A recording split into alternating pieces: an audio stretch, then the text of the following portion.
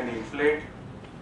The other one goes into the esophagus where it seals the esophagus, and this is into the upper part where, and you can see this one where you can ventilate with the children. So this was a 1-month-old child for a septic hip. What we were going to do the surgery, and in that situation, again a very simple thing. You can see easily inserted, very easily inserted. All these are devices, are second generation devices, are so simple to insert and inflate the cuff and then ventilate. So this is so simple thing. So it is so easy when you, even if you are not practicing this, you can easily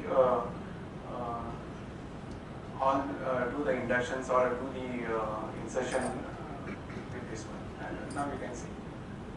And then this has got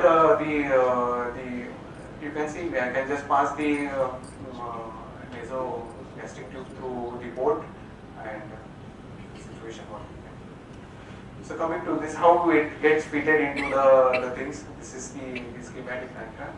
And in remote locations, what we commonly prefer is IGEL, where you can easily insert it and you can use in a radiotherapy situation. So this is what.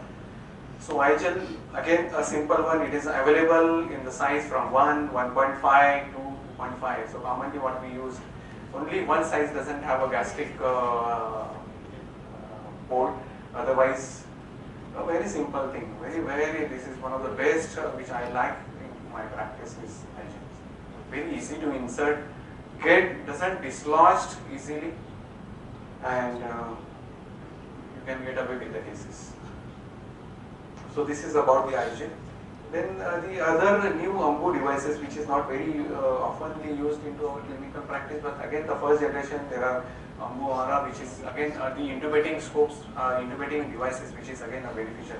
Only two things which in now our clinical practice is AirQ and the AMBU are the two devices which really gives a good fiber optic view for the intubations. So this is, I'm just going to show you how the AMBU the AMBU element looks like. Again, a preform shaped, a very, what I say, easy to insert. The techniques are same. But I just wanted to show how the devices, how we can go ahead with those cases. And this is how you can insert. And then this is personally, I don't have any experience about the tonsillectomies. If anybody is doing the tonsillectomies on the supraglottic airway devices, I think so no. But there are literature which says that the people they do it. Only the things which is need to be remembered that leak pressure should be below 15. The leak should be below 15. Otherwise, then aspiration and all those complications which can happen. Personally, I don't use it because there are a lot of the advantages of endotracheal tube using than the supraglottic airway devices. Coming to the flexible one, this is again the most important aspect when you are using for a head neck surgeries or whenever you want to do a flexible things. So this is what the flexible preformed which is really good when we are doing with the upper lip injuries or those things. In that situations, the flexible LMAs are really good. The slightest difficulty about the flexible LMA is that it's very difficult to insert sometimes because you need to maintain the curvature throughout the procedure. So this is how, otherwise it gets very easily dislodged. Once it is fit into, if you fit it properly, then definitely it will it helps in a head neck surgeries. So this is how that I was just doing I do a lot of SG catheters, so I was putting an SG catheter with that child, and so I just did with the flexible element. So this is what I've spoken about IGEL, LMA, AirQ, and this is the papers which has proven that these are the best one what we can use in our clinical practice.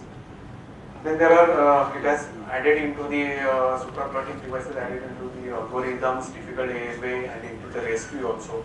and how you can use, and you can't ventilate algorithm, then these devices helps. I'm not going to talk about much more because what about the C-track or LMS which required a specialized tube, which is again really cumbersome. A lot of people, they don't want to buy another separate tubes for those things. And if you have a C-track, then you need to have a specialized tubes for an intubation. So this is how the thing. So we don't practice even the C-track. So this is how about. So this was about a short thing which I spoken about the supraglottic airway device. Thank you. Thank you, sir, for the wonderful talk. It has definitely encouraged us to insert. So that's why AirQ, which is I think so nobody is using, but a lot of AirQ devices which is so the material what is used is most important. In this, which is very soft.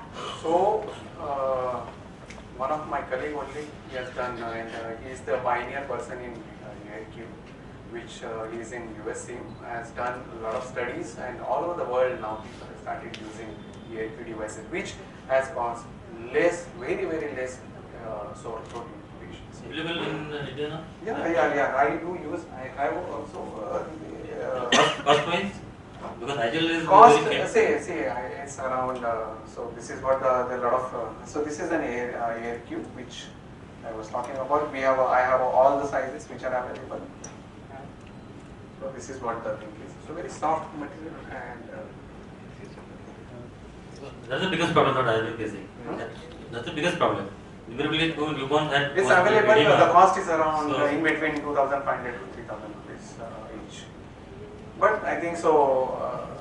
If you want to increase your good clinical skill and the patient betterment of the patient, so we should change ourselves and try to use good gadgets into our clinical. For tonsillectomy, I would avoid this definitely. Intubation anytime. Even personally, I don't. Removal of foreign body. No, not for the removal of foreign body. We don't use. This is only when we get a patient in ICU, where they just want to see whether the collapsed or what. Just only for the flexible scopy, where they want to do. They want to see how the situation is inside. That only things. Otherwise, no, it is not recommended in the foreign body removal because we don't have for a smaller fiber optic, we don't have a channel to